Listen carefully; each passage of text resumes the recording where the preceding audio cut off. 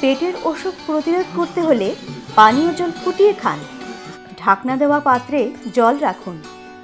জলের পাত্রে হাত ডোবাবেন না। 6 মাস বয়স পর্যন্ত শিশুকে শুধুমাত্র বুকের দুধ খেতে দিন।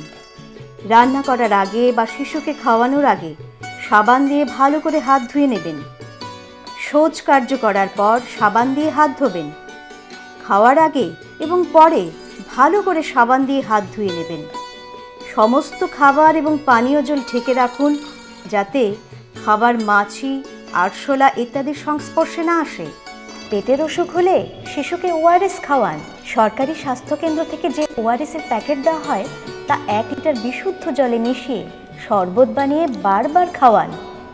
ওআরএস না পেলে 1 লিটার বিশুদ্ধ পানীয় জলে 6 চা চামচ চিনি ও আধা চা চামচ লবণ ভালো করে মিশিয়ে শরবত বানিয়ে বারবার খাওয়ান। যে শিশু মায়ের দুধ খায়, পাতলা পায়খানা হলে তাকে বুকের দুধ খাইয়ে যেতে হবে।